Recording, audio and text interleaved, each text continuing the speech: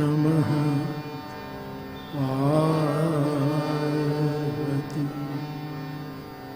पतये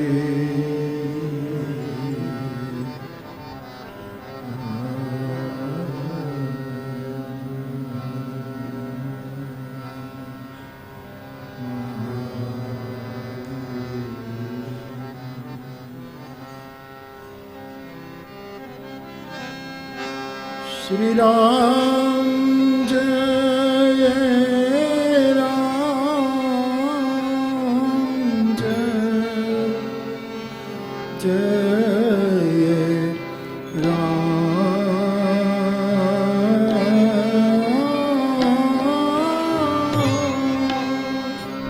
श्री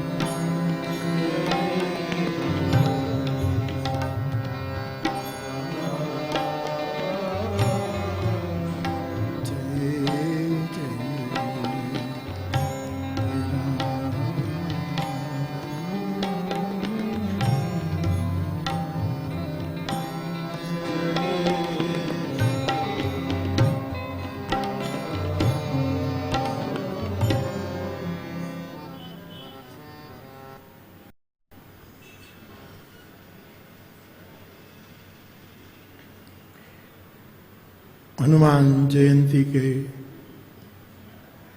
इस पावन पर्व पर सबसे पहले हनुमान जी के चरणों में प्रणाम करते हुए आज हनुमान जयंती के पावन अवसर की आप सबको और पूरे संसार को बधाई देते हुए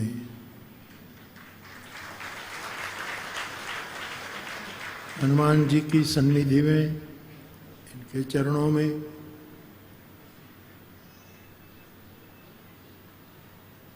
जितने अपने अपने क्षेत्र की विद्या के साधक की हमने जो वंदना की, इन सभी के चरणों में मेरा प्रणाम।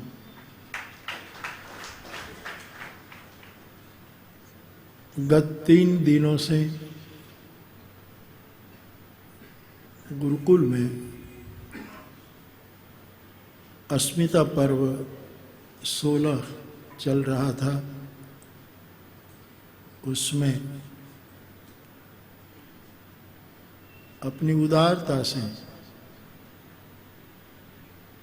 हमारे निमंत्रण पर अपनी उदारता से जो सारस्वत आए थे, ये सभी भाई बहनों को भी मेरा प्रणाम।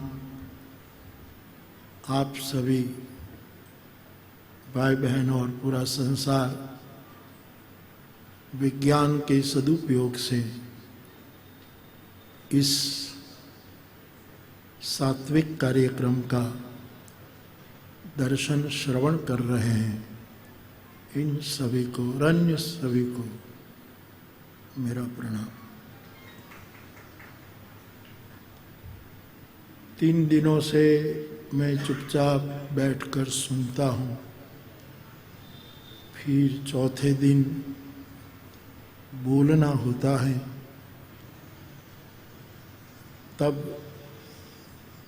मेरा एक अनुभव है कि मैं सावन में सालों तक मौन रहा, और मेरा ये निजी अनुभव है कि सावन मास पूरा होता था और मौन के बाद कल मुझे अब बोलना पड़ेगा, इसका मुझे दुख होता था। सच्चा उपवासी वो है कि उपवास करने के बाद उसको पीड़ा हो कि कल मुझे खाना पड़ेगा। तो श्रोता की मानसिकता से बैठा रहता था। आज बोलने जा रहा हूं और बोलूंगा, और यहाँ खड़े खड़े बोलना ज़्यादा अच्छा लगता है, और आपका भ्रम भी टूटे इसलिए भी खड़े रहकर बोल रहा हूँ कि आपको लगे कि कथा नहीं है। कथा तो 4 घंटे चलती है और खड़े खड़े बोलने में तो चंद प्राप्त समय में बोलना होता है। लेकिन व्यासपीठ पर बोलते हैं तो आदमी आधा दिखता है, पूरा नहीं दिखता। ये ऐसा है कि यहाँ करीब करीब बोलने वाला पूरा दिखता है, और विश्व चाहता है कि बोलने वाला करीब करीब पूरा दिखाई दे, नखशिख दिखाई दे। इसलिए ऐसे मौके पर मैं खड़े रहकर ही बोलता हूँ, मुझे अच्छा लगता है। आप आए, आप अपने आप को रोक नहीं पा रहे थे अपनी कला प्रस्तुति के लिए, और आपने कहा कि मुझे समय देना पड़ेगा कि मैं पूरा का पूरा मेरी विद्या हनुमान जी के चरणों में प्रस्तुत कर सकूं। बहुत बहुत शुक्रिया, ये आपका बड़प्पन है। इतनी ज़ईफ़ उम्र में आप पधारे, ये आपकी उदारता है। देवताओं के पास वंदन करने के लिए जाना चाहिए, पर ये तलगा जड़ा की भूमि कितनी खुशनसीब है कि यहाँ देवता हैं, हमारी वंदना कबूल करने के लिए आते हैं। इसलिए मैं आपको भी प्रणाम करता हूँ। उस्ताद रशीद खान साहब बिल्कुल सहज सरल, यहाँ भी 2 बार आ चुके हैं, और जगह पर भी मैंने ऐसे सुना, घर भी गया, आपकी साधना का कक्ष भी देखा कि कितने घंटे तक आप अपनी साधना में निरत रहते हैं। थोड़ी नादुरुस्त तबीयत और आवाज़ के होते हुए भी आप यहाँ आए और हमारी सलाम कबूल की, इसलिए हम आपके शुक्रगुजार हैं। और आप इतनी बड़ी शख्सियत, हमने तो यरूशलेम इज़राइल में थोड़ा समय आपका कार्यक्रम देखा सुना, इस बार हमारी वंदना कबूल करने के लिए आप पधारें। आपको मैं प्रणाम करता हूँ। दादाजी 103। मैं बार बार एक वाक्य बोलता रहता हूँ, वो मुझे चरितार्थ होता नजर आता है कि सही विद्या किसी को बूढ़ा होने की इजाजत नहीं देती। शरीर की बात और है, लेकिन आदमी अंदर से ताजा तरोजा रहता है। आप इतनी ज़ैफ उम्र में यहाँ पधारे और खड़े रहते हैं। आप सब प्रणाम के योग्य हैं। मेरा आपको प्रणाम और बहुत बहुत आभारी हूँ। माँ तो मुझे कह रही है कि मैं मुजरा करने आई हूँ। मेरा पैर जरा वो है, वरना उसके चेहरे से मुझे नजर आ रहा है कि वो कितना भाव लेकर यहाँ आए हैं। माँ, आपको मेरा प्रणाम। क्या आप आए? दादाजी, आप कितने अलंकारों से विभूषित हैं और बजाते हैं तब बिल्कुल युवान की तरह बजाते हैं।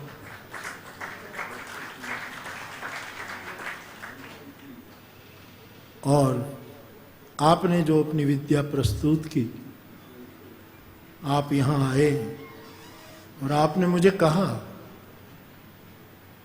जब मैं कल मिला तो आप कह रहे थे, और शायद कल भी आप बोले, अंग्रेजी में बोल रहे थे इसीलिए ज़्यादा मैं नहीं समझ पाता, लेकिन कल शायद आपने कहा कि इस साल ही नहीं, मैं प्रति साल आना चाहता हूँ।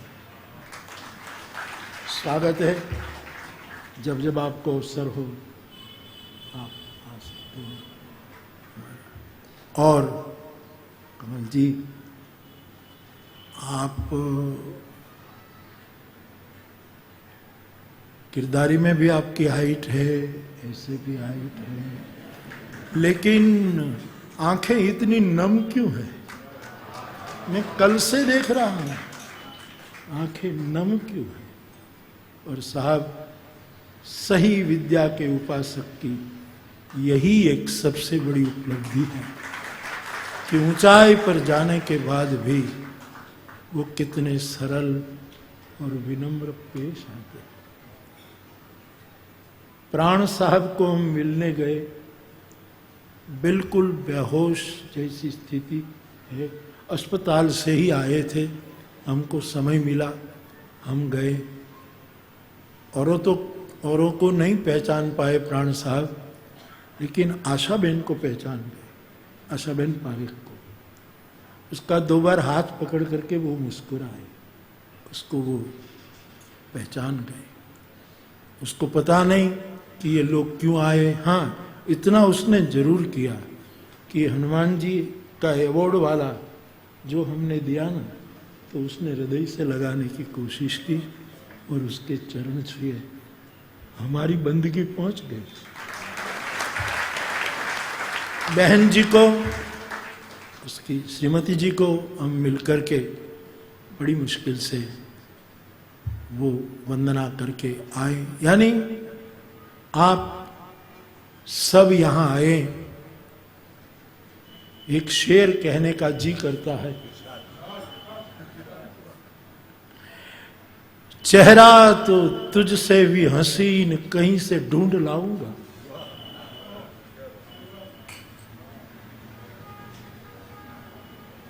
चेहरा तो तुझसे भी हसीन कहीं से ढूंढ लाऊंगा, लेकिन किरदार कहां से लाऊं तेरी मिसाल के?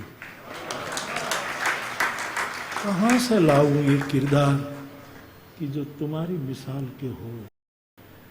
ये हनुमंत कृपा है कि आप आते हैं, हमारी वंदना कबूल करते हैं। और मैंने देखा कि हम हमारे गुजराती में एक वाक्य कहेवाय कि घणी वखत लोको वेठ उतारे, यहाँ बिल्कुल आत्मीय प्रसन्नता से आप अपनी विद्या प्रस्तुत करते हैं। और मैं तो समझता हूं कि ये स्थान, मैं तो आपके यहां आकर प्रणाम कर सकता हूं आपके पास, लेकिन आपको यहां इसलिए हम बुलाते हैं कि हम सब निमित्त है, लेकिन ये पूरा कार्यक्रम अस्मिता पर्व से लेकर यहां जो जो कुछ हो रहा है वो केवल केवल और केवल हनुमान जी की प्रसन्नता के लिए है।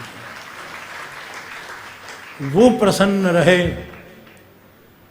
हमें प्रसन्न रखे न रखे तेरी मर्जी और तेरी इज्जत का सवाल है,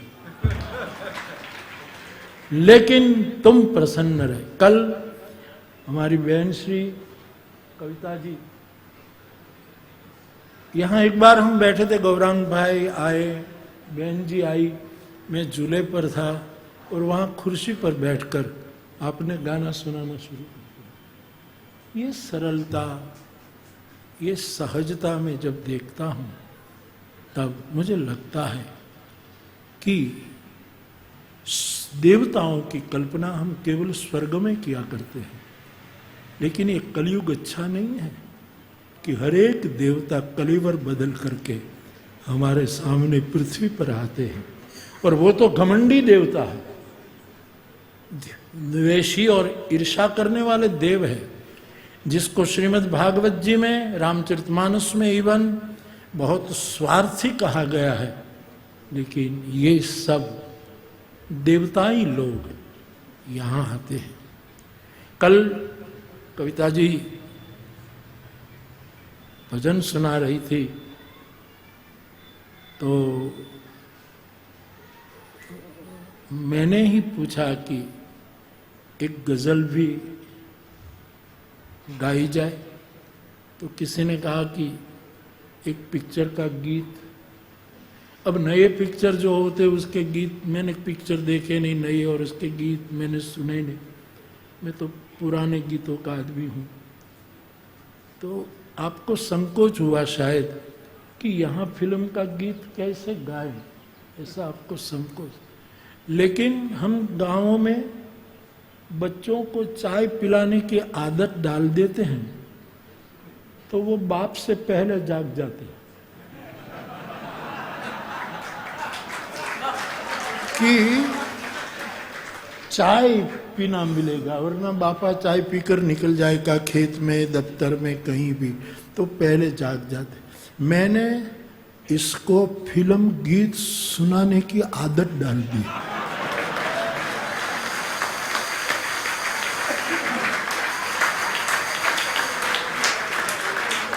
और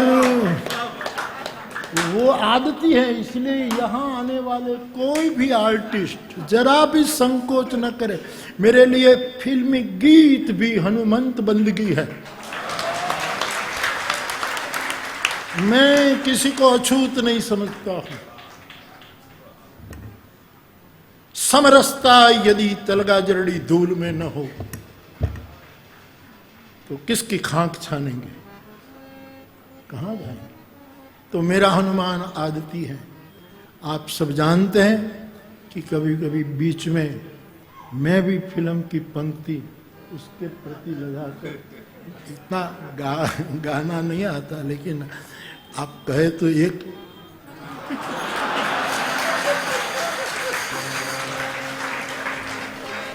और मुझे सब जानते हैं मेरा हनुमान आदती हो चुका है।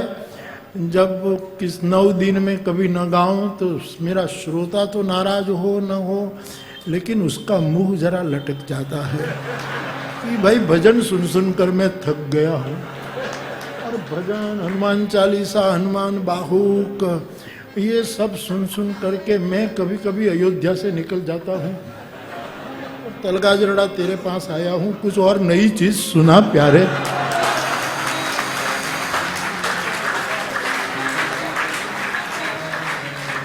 तो फिर मैं फिर कभी कभी गा लेता हूं। इसलिए हमने ये सब यहां जोड़ा है। और ठीक से जीना हो तो किसी चीज से सुग मत रखना।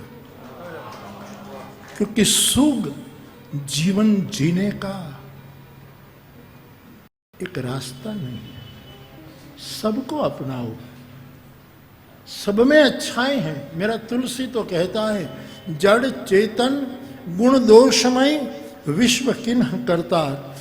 परमात्मा ने ये दुनिया को गुण दोष और जड़ चेतन युक्त निर्मित किया है। और एक गजल शायरी के मंच पर गाई जाए, मुशायरा में उसका पाठ किया जाए, काव्य पठन हो, अथवा तो कोई अच्छा संगीतज्ञ उसको कंपोज करके बड़े पैमाने पर इस गजल पेश करे, कवि की एक चीज कहां कहां कहां कहां कहां पदार्पण करती है। ऐसी कोई चीज मेरी व्यासपीठ पर आ जाए तो जमाने को तकलीफ क्या है। और जमाने को तकलीफ हो और जमाने का ध्यान रखे तो जीना मुश्किल हो जाता, बड़ा मुश्किल हो जाता। जमाना तो चलता रहता, मुझे अच्छा लगता है और मेरा भाव बिल्कुल उसी की ओर जाता। इसलिए मैं कभी कभी कोई पिक्चर का गीत गा लेता हूं। आज भी आपकी इच्छा हो न हो,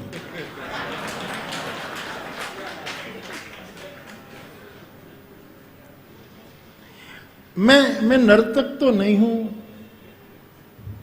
लेकिन मैं इतना जरूर कहूं, आप तो कहां, लेकिन मेरी आत्मा नर्तक जरूर है। मैं साहब बजा तो नहीं सकता। एक बार हारमोनियम बजाने की कोशिश की तो भोपाली तक बड़ी मुश्किल से पहुंचा, फिर सब गलत सुर लगने लगे तो हारमोनियम बंद कर दिया।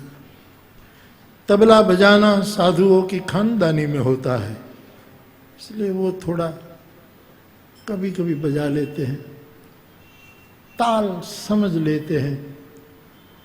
आप अच्छा राग गाएं साहब, तो आपने तो कल गोरख कल्याण पहले कहा, लेकिन कई राग है और कई इतने शिरस्थ संगीत के उपासकों ने गाया है, मैंने सुना। तो कभी कभी मुझे तो कितने राग का नाम याद है, कुछ बाकी आपको ऐसा राग छेड़े तो शायद मैं राग का नाम न दे पाऊं, लेकिन सुनने में शायद कोई एंजॉय न करे, इतना एंजॉय करो। और सही जगह पर मेरा हाथ उठ जाता है, ये खानदान की कृपा है, तो ये भी कोई कम थोड़ा है। तो मैं गाता, मानस की चौपाइयाँ गा लेते हैं। अभी आपने चौपाई सीता परम रुचिर मग देखा, पहला टुकड़ा जो आपने कहा बिंदु जी महाराज का ही, ये जो बिंदु जी जब उसकी थोड़ी सी लाइन के इनमें आप उसको ले गए और आपके साथ संगति करने वाले दोनों, बहुत बहुत धन्यवाद कि आपने बहुत साथ दिया और बहुत खुश। और कविता बहन जी के साथ जो संगीतज्ञ आए थे आपके साथ, दादाजी के साथ, वो शायद अपने अपनी व्यस्तता के लिए शायद गए, लेकिन सबको मेरा प्रणाम है। मैं बहुत मेरी प्रसन्नता व्यक्त करता हूँ। तो मैं जय वसावड़ा की मंजूरी मांगू।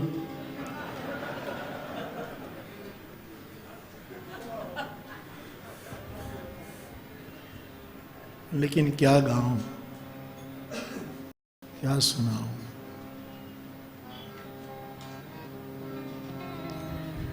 सुर ना सजे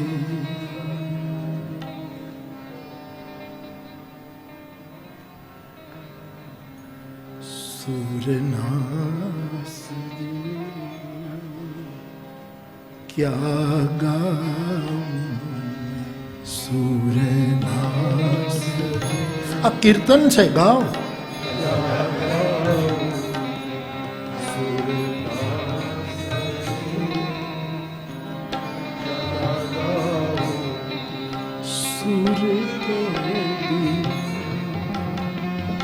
जीवन सुना सुर के बिना,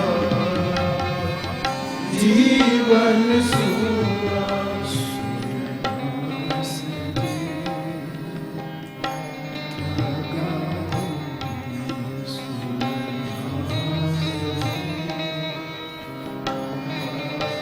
और मैंने हनुमान जी के लिए मैं गाता हूं। हनुमान जी ने बहुत फिल्म देखी।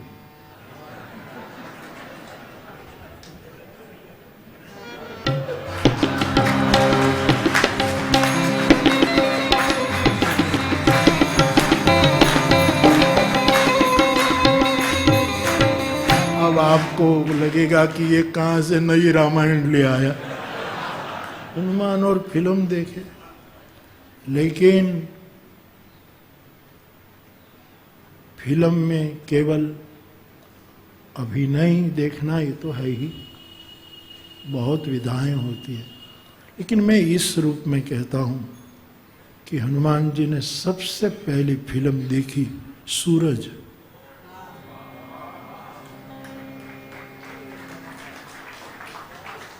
जैसे बच्चा मां से जिद करता है कि मुझे फिल्म दिखा, फिल्म दिखा। अरे भूखा हुआ हूं वो तो बहाना था। शायरी तो सिर्फ बहाना है, असली मकसद तुझे रिझाना है। क्या बात, बाकी तो सब बहाने। सूरज पहली फिल्म देखी और थर्ड क्लास में बैठकर हर्षद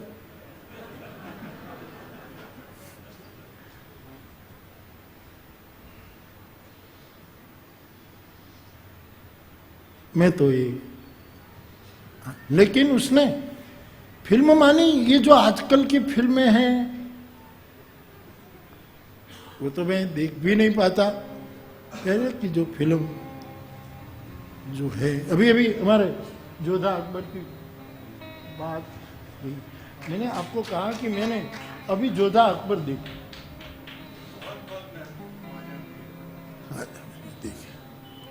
तो ये आप सोचिए, अभी बहन जी अरण्य कांड के स्वर्ण मृग की 2-3 पंक्तियां लेकर जो प्रस्तुति कर रही थी, ये तो एक प्रसंग था। श्री हनुमान जी ने संपूर्ण रामायण फिल्म देखी है, पूरी रामायण फिल्म। इसका ये आदमी साक्षी है। इतना ही नहीं,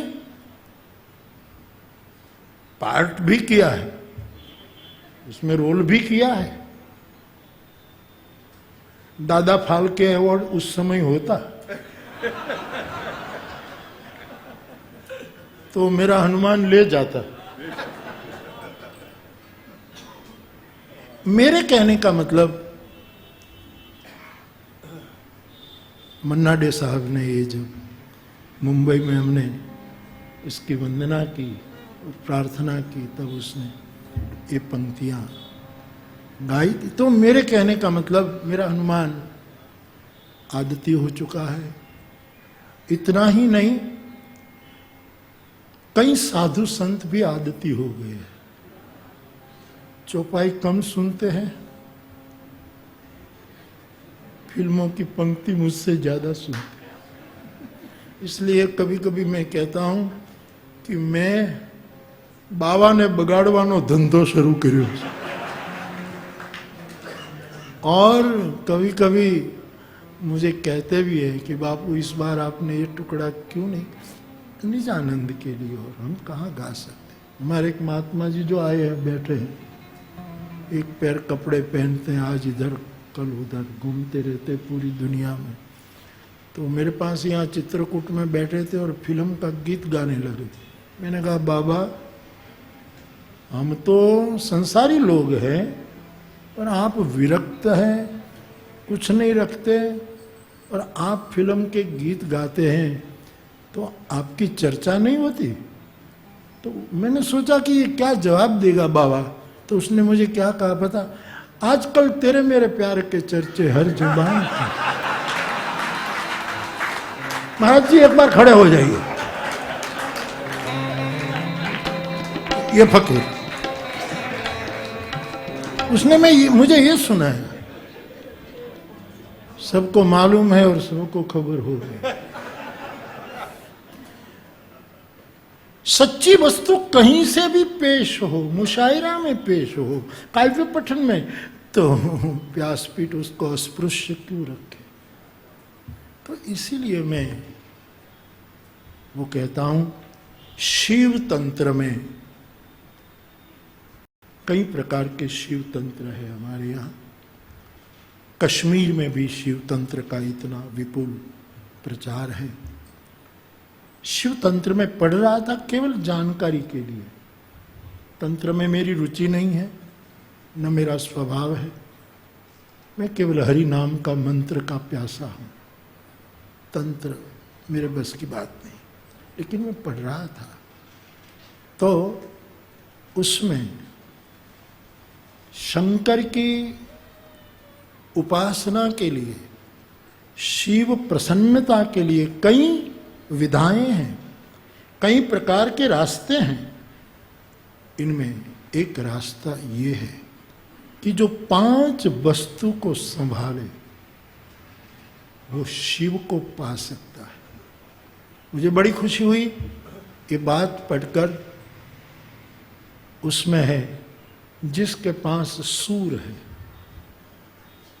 वो शिव को पा सकता है। जिसके पास शब्द, 3 दिनों से हम शब्दों का आनंद ले रहे हैं अस्मिता पर, जिनके पास शब्द है, साहित्य है किसी न किसी रूप में, वो शिव को प्रसन्न कर सकते हैं। सूर हो, शब्द हो, तीसरा लिखा है जिसके पास ताल हो। ये बिल्कुल प्रासंगिक है आज के माहौल के रूप में। जिसके पास ताल है, घणाने टाल पड़ी जाए છે ત્યાં સુધી તાલ નથી સમજાતો।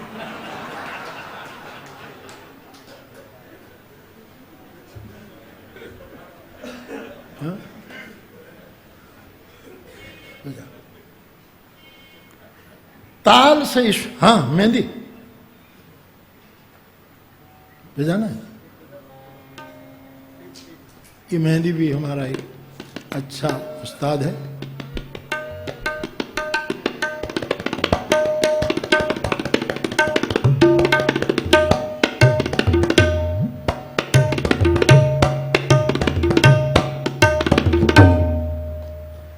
तो शिव तंत्र में ताल से भी शिव की प्राप्ति मानी गई है। सूर हो, शब्द हो, ताल हो, चौथी वस्तु बहुत महत्व की बताई गई है शिव तंत्र में। चौथा लय हो। लय न हो तो सब बेकार। लय हो तो भी शिव की प्राप्ति बताई गई है। और 5वां, जिसके पास नर्तन हो, वो फिर भवाई के रूप में हो, बलराम रामा के रूप में हो, शास्त्रीय रूप में हो, लेकिन जहां नर्तन है, निर्वाण उपनिषद का सूत्र है आत्मा नर्तकः। नृत्य से परमात्मा की, शिव की प्राप्ति मानी गई है शिव तंत्र में। और हनुमान शिव का अवतार है। तुलसीदास जी की विनय पत्रिका में लिखा है, वानराकार विग्रह पुरारी। ये वानर के आकार में पुरारी ने विग्रह धारण किया है, शिव ने। इसलिए यहां ये जो कुछ उपक्रम चलता है 16 साल से 35 साल से जो यहां चल रहा है, ये हनुमंत प्रसन्नता के लिए है हनुमंत इन पांचों का प्राण है, सूर का, शब्द का, ताल का, लय का और नृत्य का। और दादाजी तो कल मुझे कह भी रहे थे ना, शायद आपने इंग्लिश में अपनी प्रस्तुति के समय भी कहा, नारद, हनुमान और तुमरू का नाम लिया आपने, कि जो ताल वाद्य में जो उसकी महिमा आपने गाई। तो हनुमान जी रामचरितमानस में आप देखो तो ये प्राण है, प्राण रक्षक है, हवा वायु पुत्र है। और ये कथा प्रसंग के रूप में देखो तो प्राण, 5 व्यक्ति के प्राण संकट में गए तब हनुमान जी ने इनको बचाया। एक बंदर भालू जानकी की खोज में तृषातुर हो गए और प्राण चले जाएंगे ऐसी स्थिति हुई, तब हनुमान जी ने उसको बचाया। दूसरे सीता जी बहुत दुखी हुई रावण के पाश में, तब उसको ढाढ़स देकर जानकी के प्राण बचाए। तीसरा लक्ष्मण जी मूर्छित हुए तो लक्ष्मण जी का प्राण बचाया संजीवनी लाकर। सुग्रीव बाली से भयभीत था और सुग्रीव के प्राण की रक्षा भी हनुमान जी ने की। और आखिर में 14 साल की अवधि पूरी हो जाए और राम समय पर न आए तो भरत के प्राण आकुल व्याकुल थे, तब भी समय पर पहुंचकर हनुमान जी ने इन 5 प्राणों की रक्षा मानस में की है। वैसे शब्द, सूर, ताल, लय और नर्तन, इन 5 का प्राण हनुमान जी है। इन 5 को वो मरने नहीं देते, इन 5 को वो सतत सतत सजीवन रखते हैं। तो यहां जो कुछ चल रहा है उसके पीछे ये हेतु भी है। हनुमान जी केवल, ठीक है, एक उसका विग्रह हमने कल्पित कर लिया है। मैं तो जब सुनता हूं वाद्य को, ताल को और सामने बैठकर, तो मैं पूरा सुनता हूं। योग्य जगह पर जो जो बात आती है वहाँ और विशेष आनंद। लेकिन मेरी आंखों से कोई देखे तो मैं वहाँ से ज़्यादा पीछे बैठे हनुमान जी को देखता रहता हूँ कि उसके चेहरे पर क्या स्थिति होती है। और मैं ये ना कहूँ कि उसके चेहरे पर भाव बदलता है और वो हाथ ऐसे रख के वहाँ से दाद देता है, ऐसा नहीं है साहब। कुछ तो मुझे और आपको भाव जगत में महसूस करना होता है, केवल स्थूल रूप में नहीं। तो मैं तो उसको देखता रहता हूं। अभी सारंगी वादक अब तो नहीं रहे, मरहूम सुल्तान खां साहब को वो अचानक आ गए। हमने कहा सुल्तान खां साहब, बोले मुझे बजाना है हनुमान जी के पास। हम 3-4 लोग बैठे थे और यहाँ बैठ गए, न माइक न कुछ था, और हनुमान जी को सुनाते सुनाते आखिर में जब उसने बहर भी सुनाया तो वो भी रोए, हम भी रोए। तो ये कल शब्द की ताकत अस्मिता पर्व में भी हमने देखी। हमारी 3 बहनों ने जो बातें की, आगे के सत्रों में भी जो शब्द की सेवा हुई, तो ये सब इतने डूब जाते थे कि आदमी अंदर से थोड़ा हिल जाता है, भीग जाता है। और मैं इजराइल जाकर एक वस्तु सीखा हूँ कि वाणी में तेज हो और नयन में भेज हो, इसको ईश्वर आसान है, ये जरूरी है। तो यहाँ का जो कुछ चल रहा है इस छोटे से गांव में, इस सूर बचे रहे, ताल बचे रहे, नर्तन बचे रहे, लय बचा रहे हमारे। हम तो आपसे सीखते हैं। कभी कभी कोई याद रह गया तो कथा में आपका नाम लेकर बोलेंगे, क्योंकि ये प्रसाद तो आपका है। जिससे लिया हो उसका नाम स्मरण किए बिना समाज के सामने पेश करना, तुकाराम की बोली में प्रज्ञा चोरी है। ये प्रज्ञा की चोरी है, उसका नाम देना जरूरी है। तो शिव ग्रंथों में मैंने पाया कि इन पांचों विधाएं शिव को प्रसन्न करने में, अब शिव को कोई विग्रह में ना देखे, चलो कोई उसकी मूर्ति छोड़ दो, लेकिन कल्याण के लिए, शिव का अर्थ है कल्याण, कल्याण के लिए पांचों बहुत जरूरी है, बहुत आवश्यक है। तो यहाँ ऐसा कुछ इनकी कृपा से हो रहा है और इन्हीं चीज़ों से उसकी हम पूजा कर लेते हैं, वंदना कर लेते हैं। मुझे लगता है कि हम तो खुश है ही, लेकिन ये भी खुश है। ये भी મને એમ લાગે તલગા જડાનો હનુમાન ખુશ છે, સુખી છે,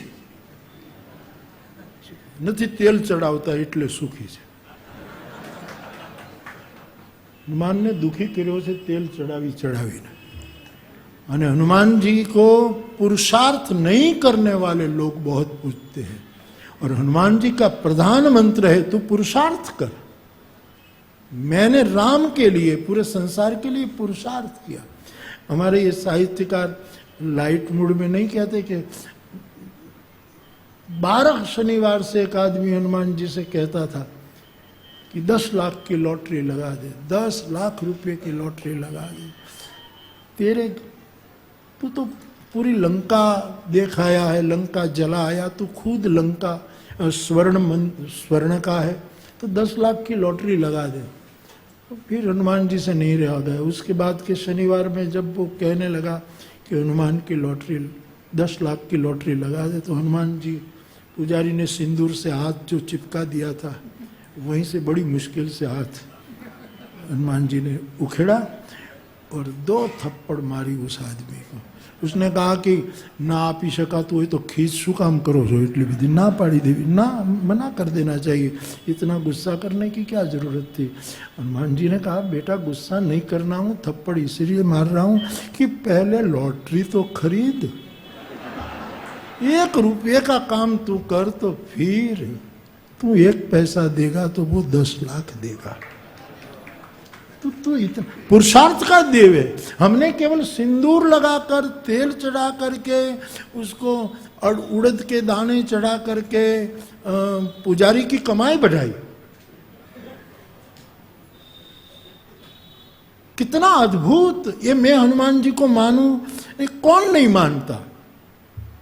श्वास किसको नहीं लेना है, और हनुमान तो श्वास का प्रतीक है, वायुपुत्र है, उसके बिना तो हम जी नहीं सकते। और हनुमान जी को इसलिए मैं ज्यादा वो कर रहा हूं कि ये बहुत सहज है, आदमी सहज है, स्वाभाविक है। जब करना होता है तो उसके समान कोई सक्रिय नहीं, बाकी उत्तमा सहजावस्था। और मुझे लगता है कि 21वीं सदी में हनुमान भी बुद्ध जैसा होना चाहिए। बुद्ध जैसा हनुमान, युद्ध जैसा नहीं। अब युद्ध की विश्व को जरूरत नहीं है, युद्ध से समाज बाज आए, इसलिए हनुमान जी को हमने इस मुद्रा में बिठाया। वरना हनुमान जी के कई चित्र होते हैं, कई नाम होते हैं, कई मूर्तियां, खबर नहीं क्या क्या लोग करते हैं, लेकिन हनुमान जी का अब बुद्ध रूप विश्व के लिए जरूरी है। तो ये इतना सक्रिय होते हुए बिल्कुल सहज है, सरल है, स्वाभाविक है। मुझे लगता है जाने न जाने भी, कोई भी विद्याधर माने न माने तो भी किसी न किसी रूप में हनुमान जी छूता है सबको, और इसलिए उसकी कला दिन दुना रात चौगुना बढ़ती है। मुझे कभी पूछा गया कि सहज रहने का मतलब क्या, मैंने कहा कि प्राणायाम करने के लिए आप सहज नहीं हैं, क्योंकि वही श्वास, वही वायु हम में चल रहा है। लेकिन कुंभक करो, पूरक करो, ये योगा है अवश्य, इसकी एक महिमा है, लेकिन उसमें सांस उसके साथ हमें कुछ करना पड़ता है, लेकिन बाकी के 24 घंटों में हम कुछ करते नहीं। जैसे सांस चलती है वैसे आदमी सहज जिए जाए। हनुमान जी हम सबको यही सिखाते हैं और उसकी जन्म जयंती के पावन पर्व पर ये उत्सव होता है हम सबके लिए। और आप सब यहाँ आते हैं अस्मिता पर्व में और इस 3 दिवसीय कार्यक्रम में। अब तो थोड़ा ठीक हुआ, बाकी यही एक परसाल में इतनी छोटी सी जगह में पंडित आदरणीय जसराज जी गा लेते थे। कभी बिरजू महाराज इसी लॉबी में नृत्य कर देते थे, कभी गोपी कृष्ण जी केवल वो ओटला पर नृत्य कर देते थे। ऐसे ही छोटे छोटे रूप में ये बात आगे बढ़ी और कुछ कहने का जी नहीं करता है। मैं हनुमान जी से प्रार्थना करूं कि ये आपका बुद्ध रूप हमें बुद्ध रखे, बुद्ध में से बुद्ध की ओर गति कराएं, प्रबुद्ध बनाएं और हमारी कलाएं, हमारी विद्याएं निरंतर आगे न आगे बढ़े। कोई भी विद्या का, मुझे लगता है शब्द हो, सुर हो, लय हो, ताल हो, अदाकारी हो, कोई भी, बाकी कोई भी विद्या का आखिरी लक्ष्य परम तत्व है। चाहे उसको कोई न कोई रूप में, किसी न किसी रूप में कोई ले, कोई आपत्ति नहीं। कोई उसको निराकार कहे, साकार कहे, जो जो उसको शब्द ब्रह्म कहे, चलो सूर को ब्रह्म कहे, क्या फर्क पड़ता है। लेकिन आखिरी उसकी परिणति परम तत्व को पाना है। तो इस रूप में यहाँ कुछ ऐसा चल रहा है। और मुझे कई लोग पूछते भी, हर वक्त मैं कहता हूँ, इस बार भी मेरे पास एक प्रश्न आया कि बापू इतने अवार्ड आप देते हैं, नए नए अवार्ड के प्रस्ताव भी आते हैं कि आ बाकी से ये करो, ये करो। मैंने कहा थोड़ा आप भी करो।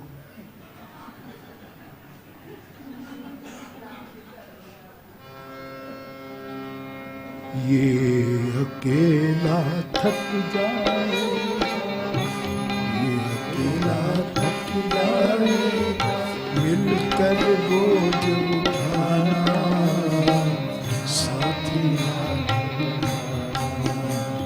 साथी हाथ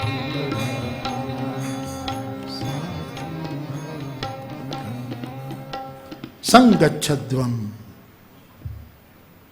हम संग संग चले, संग वदध्वम। वेद कहता है हम साथ साथ बोले। क्यों?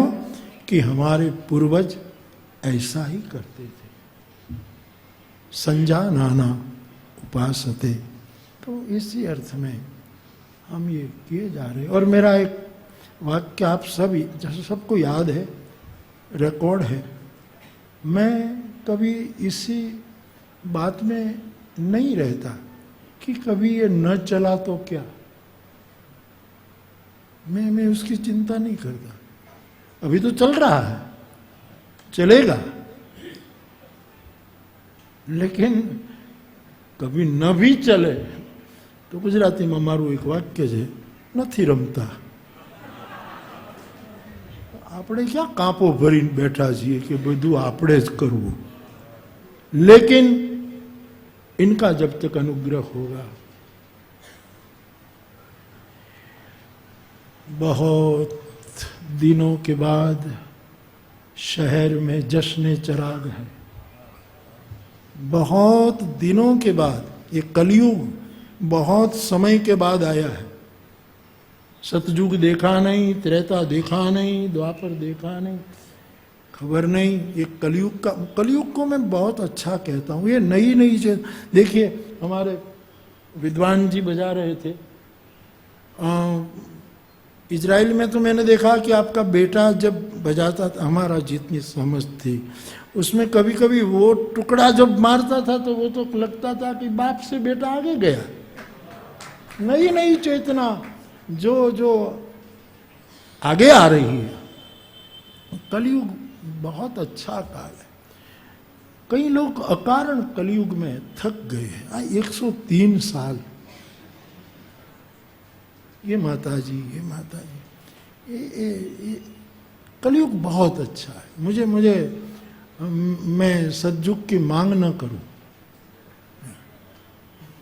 मेरे में सत उतारने की कोशिश जरूर करूं विनम्रता की, लेकिन मैं सतयुग की मांग न करूं। मुझे त्रेता युग देखना नहीं है, मुझे द्वापर में बहुत पीछे जाना पड़ता है। ये वर्तमान में जो है, अभी जो है, कलयुग बहुत अच्छा काल है, बहुत अच्छा काल। छोटी छोटी चेतनाएं कितनी उभर रही हैं और इसकी वंदना करना हमारी पूजा है। तो बहुत दिनों के बाद शहर में जश्न चराग है, चलना हवा आज जरा देखभाल के। ये हवा तू भी इस कलयुग का ध्यान रखना कि ये उभरती चेतनाएं, ये जो हमारी कलाएं, ये हमारा शब्द, सुर, लय, ताल, नर्तन, ये जो दिए जले हैं उसको संभाले रखना। पुनः एक बार मैं मेरी प्रसन्नता व्यक्त करता हूँ। आप सब आएँ, 4-4 दिन अस्मिता पर्व में आने वाले सभी मेरे आदरणीय 3-3, 4-4 दिन रुकते हैं। आवश्यक हो तो ही जाते हैं, लेकिन आप आते हैं, मुझे बहुत आनंद है। और इसके पीछे मैं फिर एक बार कहूँ कि कोई हेतु नहीं है। निरंजन भगतना शब्दों याद करूँ तो હું તો અહીંયા ફરવા આવ્યો છું, का तो निरुद्देश है। मुझे कल प्रदीप कह रहा था कि ओशो का एक वाक्य है कि मैं दूसरों की अपेक्षा पूरी करने के लिए नहीं हूं। ये ओशो की, लेकिन हमारे गुजराती साहित्य में भी कितने कितने फोर्स से बात आई है कि हमें અહીંયા કંઈ કરવા આવ્યા નથી। अरे राजेंद्र भाई तो बापा कही क्या निरुद्देश है, निरुद्देश અહીંયા नहीं अपनी अपेक्षा पूरी होती है, न दूसरों की हम कर सकते हैं। साहेब जितना एंजॉय कर सको वो ही है। और हनुमान जी के चरणों में आप कहें कि ये 5 में से हम में कुछ भी न हो, न सूर हो, न ताल हो, न लय हो, न नर्तन हो, न शब्द हो, तो हमारा क्या? सबसे आगे बढ़ जाओगे आप। इन 5 की निंदा न करो तो।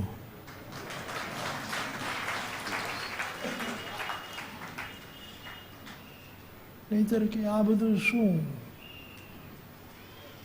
હનુમાનજીની પાસે નાચ ગાન હોય,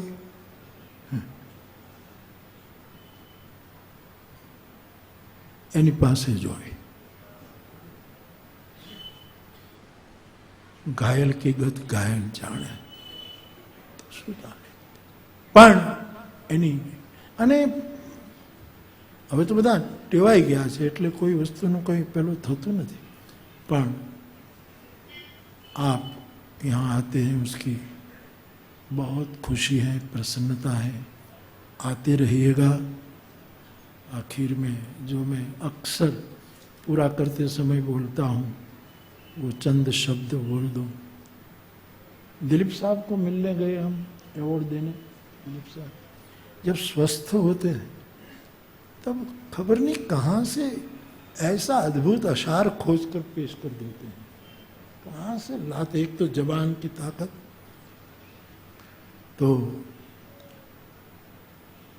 आखिर में मैं इतना ही कहूँगा कि हंस के आया करो, बुलाया करो।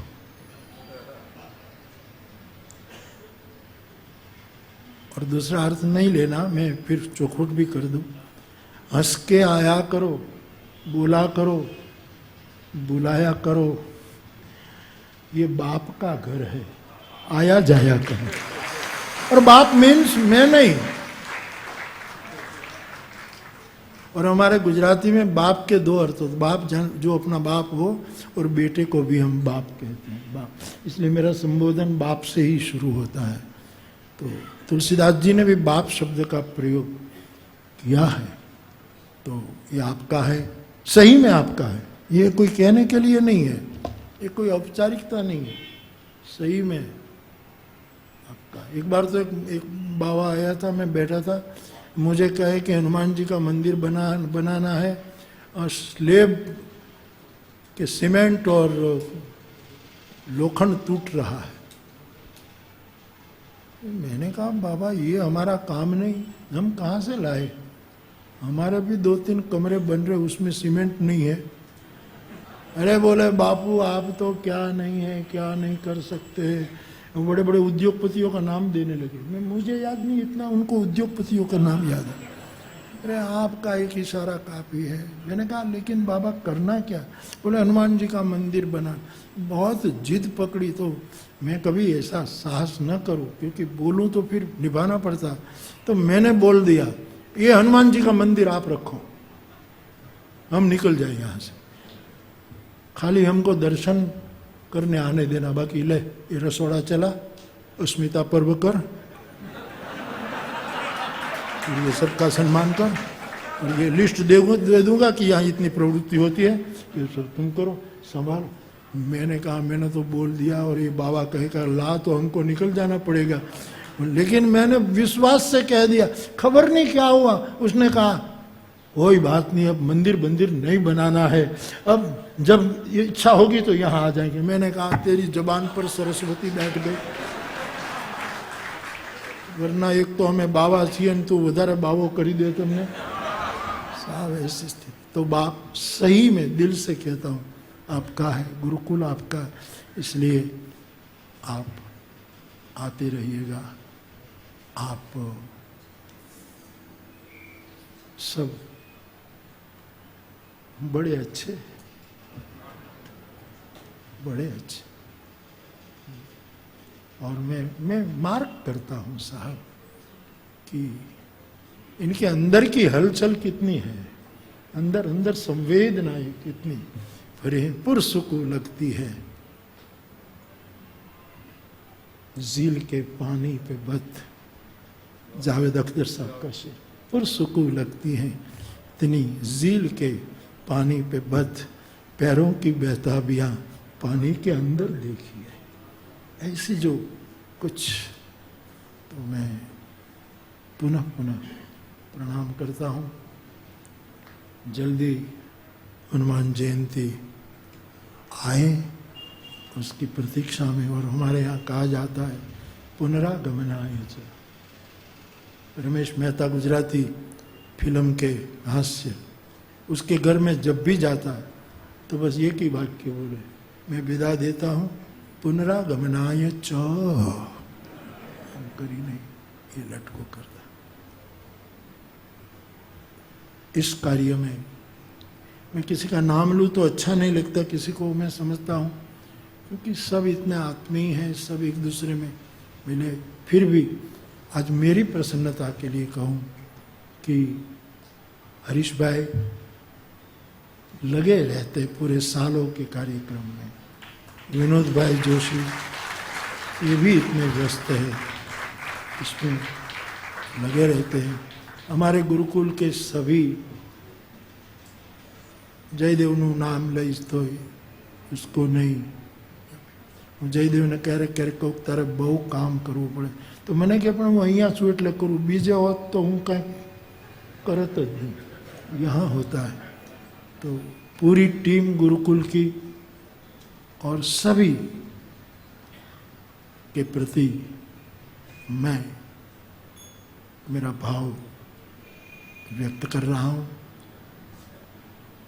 और कुछ न कहते। सितारों को आँखों में महफूज रखना, बहुत देर तक रात ही रात होगी, मुसाफिर है हम भी, मुसाफिर हो तुम भी, इसी मोड़ पर फिर मुलाकात होगी।